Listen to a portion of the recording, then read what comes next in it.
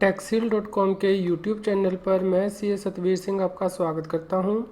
चलिए डिस्कस करते हैं इनकम टैक्स न्यूज़ पार्ट 22। आज हम लोग डिस्कस करेंगे इनकम टैक्स एक्ट के अंदर ई प्रोसीडिंग्स क्या होती हैं। इनकम टैक्स के अंदर ई प्रोसीडिंग्स का क्या मतलब है। यदि इनकम टैक्स डिपार्टमेंट आपकी प्रोसीडिंग को इलेक्ट्रॉनिकली कंडक्ट करता है तो उसे ई प्रोसीडिंग कहा जाता है। ई प्रोसीडिंग के अंदर कोई भी यूज़र अपनी प्रोसीडिंग्स को ऑनलाइन मैनेज कर सकता है। इसके लिए उसे एक इनकम टैक्स ऑफिसर असाइन किया जाता है।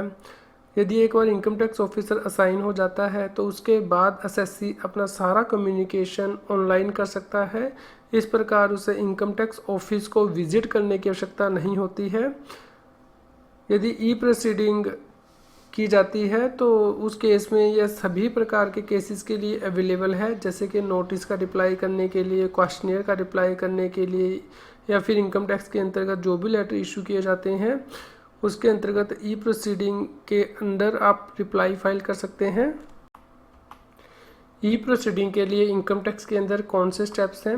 सबसे पहले आपको इनकम टैक्स की वेबसाइट पर लॉगिन करना होगा, इनकम टैक्स इंडिया e-filing.gov.in। उसके बाद यूज़र के पास ऑप्शन है कि वह ई प्रोसीडिंग को ऑप्ट भी कर सकता है और ऑप्ट आउट भी कर सकता है। यदि वह ऑप्ट आउट करता है तो उसे ई प्रोसीडिंग पर क्लिक करना है और उसके बाद चेंज पर क्लिक करना है और कंफर्म बटन पर क्लिक करना है। यदि वह ई प्रोसीडिंग के लिए ऑप्ट करता है तो उसके लिए भी उसे चेंज बटन पर क्लिक करना है और कंफर्म करना है। यदि एक बार यूज़र नो सेलेक्ट कर लेता है तो वह ई प्रोसीडिंग से ऑप्ट आउट हो जाएगा और उसके बाद वह ऑनलाइन रिस्पॉन्स जो है वो सबमिट नहीं कर सकता। लेकिन यूज़र अपनी जो ई प्रोसीडिंग की डिटेल है वो यहाँ पे व्यू कर सकता है। इसके लिए उसको ई प्रोसीडिंग मेन्यू में जाना है जो कि इनकम टैक्स इंडिया e-filing.gov.in पर दी गई है। उसके बाद उसे ई प्रोसीडिंग पर क्लिक करना है, proceed further if data is available. यदि डेटा वहाँ पे अवेलेबल है तो प्रोसीड फर्दर को क्लिक करना है, प्रोसीडिंग नेम पर क्लिक करना है और उसके बाद रिस्पॉन्स टैब के अंतर्गत सबमिट बटन को क्लिक करना है और कंटिन्यू पर जाना है। सबसे पहले अब हम इनकम टैक्स की वेबसाइट पर जाएंगे, इनकम टैक्स इंडिया e-filing.gov.in। उसके बाद यदि आप रजिस्टर्ड यूज़र हैं तो यहाँ लॉगिन करेंगे। यदि आप फर्स्ट टाइम रजिस्टर कर रहे हैं तो आपको ये बटन क्लिक करना है, रजिस्टर योरसेल्फ। हम लोग रजिस्टर्ड यूज़र हैं तो हम लोग यहाँ पे रजिस्टर करेंगे। यूज़र आईडी में आपको अपना पैन नंबर डालना है, पासवर्ड डालना है, कैप्चा कोड डालना है और लॉगिन बटन पर क्लिक करना है। जैसे ही आप इनकम टैक्स की वेबसाइट पर लॉगिन करेंगे तो यहाँ पे ई प्रोसीडिंग का बटन दिया गया है, आपको इसे क्लिक करना है, ई प्रोसीडिंग्स। यदि यहाँ पे स्टेटस ओपन आता है तो उस केस में यूज़र रिस्पॉन्स सबमिट कर सकता है लिमिटेशन डेट के 7 दिन पहले 6 बजे तक। यदि यहाँ पे स्टेटस रीनेबल्ड बाय असेसिंग ऑफिसर आता है तो भी यूज़र लिमिटेशन डेट तक अपना रिस्पॉन्स सबमिट कर सकता है अंटिल 6 PM यानी कि शाम के 6 बजे तक। यदि यहाँ पे स्टेटस क्लोज आता है, क्लोज्ड बाय असेसिंग ऑफिसर, तो यूज़र उस केस में कोई भी रिस्पॉन्स सबमिट नहीं कर सकता। यदि मैंने ई प्रोसीडिंग के अंदर कोई रिस्पॉन्स दिया है तो मैं उसे किस प्रकार चेक कर सकता हूँ। इसके लिए भी आपको इनकम टैक्स इंडिया e-filing.gov.in की वेबसाइट पर जाना है। वहाँ पे ई प्रोसीडिंग की टैब पर क्लिक करना है। वहाँ पे यदि आपका डेटा अवेलेबल है तो प्रोसीड फर्दर करना है। उसके बाद आपको प्रोसीडिंग नेम टैब पर क्लिक करना है। रिस्पॉन्स टैब के अंदर आपको व्यू को क्लिक करना है और डिटेल्स को व्यू करना है। जो भी आपने अटैचमेंट यहाँ पे अपलोड की हैं आप उसको यहाँ पे डाउनलोड भी कर सकते हैं और जो एक्नॉलेजमेंट रिसीट यहाँ से जनरेट होगी उसे भी आप डाउनलोड कर सकते हैं। यदि एक बार इनकम टैक्स ऑफिसर अपनी प्रोसीडिंग को कंप्लीट कर देता है तो उसके बाद असेसमेंट ऑर्डर या जो फाइनल ऑर्डर है वह भी यूज़र यहाँ पे डिस्प्ले कर सकता है और जो स्टेटस होगा प्रोसीडिंग का वो क्लोज्ड आ जाएगा। यदि स्टेटस क्लोज हो गया है और आप अपील फाइल करना चाहते हैं तो आपको यहीं पे एक्शन बटन पर क्लिक करना है, उसके बाद कंटिन्यू में जाना है और relevant commissioner of income tax appeal को सिलेक्ट करना है। यदि CIT अपील उस चेक बॉक्स में नहीं आ रहा है तो आपको स्टेट और सिटी को सिलेक्ट करना है और relevant commissioner of income tax appeal को सिलेक्ट करना है, कंटिन्यू बटन पर क्लिक करना है। उसके बाद आप इंस्ट्रक्शन को केयरफुली पढ़ें और जो फॉर्म नंबर 35 है उसकी डिटेल को वेरीफाई करें। उसके बाद आप इसको प्रीव्यू कर सकते हैं और सबमिट कर सकते हैं। ई प्रोसीडिंग के लिए इनकम टैक्स में क्या प्रोसीजर दिया गया है, इसके लिए सीबीडीटी ने इंस्ट्रक्शन इशू की है। सीबीडीटी ने कहा है कि जितने भी नोटिस हैं एसएससी को वो इलेक्ट्रॉनिकली इशू किए जाएंगे उसके ई फाइलिंग अकाउंट में। इसके लिए आप इंस्ट्रक्शन नंबर 1/2018 को रेफ़र कर सकते हैं, डेटेड 12 फरवरी 2018। सीबीडीटी ने यह भी इंस्ट्रक्शन इशू की है कि सर्च रिलेटेड असेसमेंट को छोड़कर बाकी जितनी भी पेंडिंग स्क्रूटनी असेसमेंट है वे सभी ई प्रोसीडिंग के थ्रू ही कंडक्ट की जाएंगी।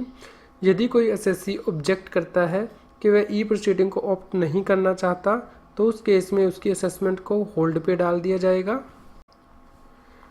सीबीडीटी ने यह इंस्ट्रक्शन भी इशू की है कि लिमिटेड बैंडविड्थ के जो स्टेशन है या फिर वह स्टेशन जहाँ पे कि अपग्रेडेशन का प्रोसेस चल रहा है उस केस में वह 10% स्क्रूटनी के केसेस जो हैं वो मैनुअली कंडक्ट कर सकते हैं, यदि वहाँ पे ई असेसमेंट की जो ऑप्शन है वो पॉसिबल नहीं है।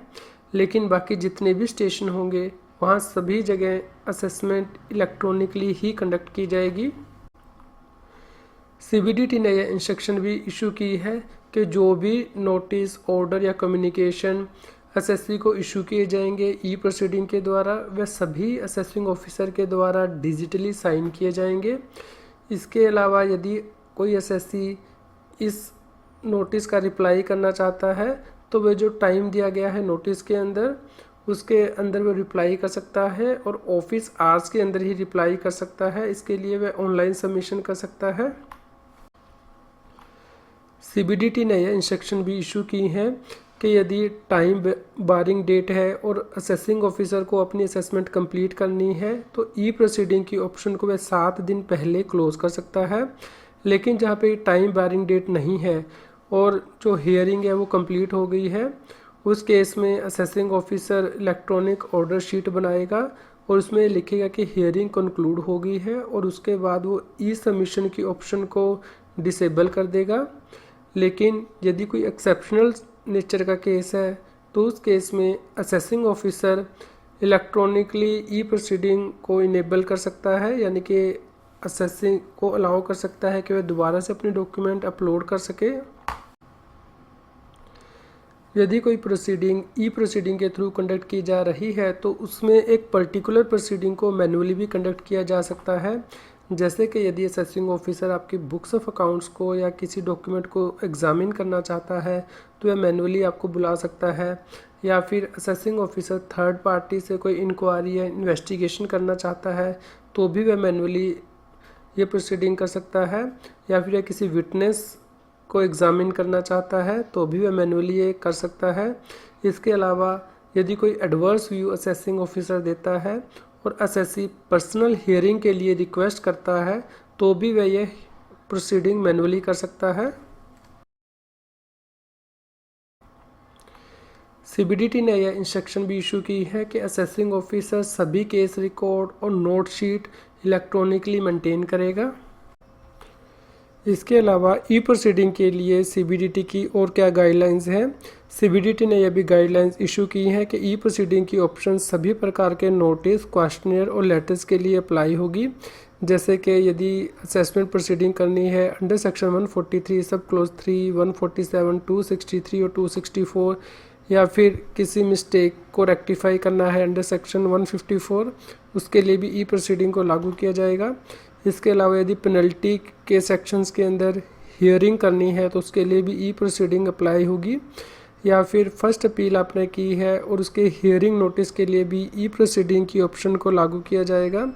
इसके अलावा यदि आप रजिस्ट्रेशन लेना चाहते हैं अंडर सेक्शन 12AA और 80G और आपकी रजिस्ट्रेशन को एक्सेप्ट या रिजेक्ट करने के लिए भी ई प्रोसीडिंग को ऑप्ट किया जाएगा। इसके अलावा यदि आप ई निवारण ग्रीवेंस को अप्लाई करते हैं, यानी कि ऑनलाइन अपने इनकम टैक्स के रिलेटेड यदि कोई ग्रीवेंस है उसके लिए यदि आप अप्लाई करते हैं और कोई क्लैरिफिकेशन की आवश्यकता है तो उसके लिए भी ई प्रोसीडिंग की ऑप्शन को अडॉप्ट किया जाएगा। इसके लिए आप नोटिफिकेशन नंबर 4/2017 को रेफ़र कर सकते हैं, डेटेड 3 अप्रैल 2017।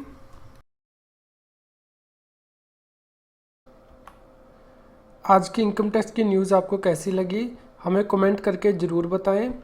कृपया लाइक करें और शेयर करें। जितना अधिक आप लाइक करते हैं या शेयर करते हैं उतनी ही अधिक हमें प्रेरणा मिलती है कि हम और भी अधिक अच्छी इनकम टैक्स की न्यूज़ आप तक पहुंचा पाएँ।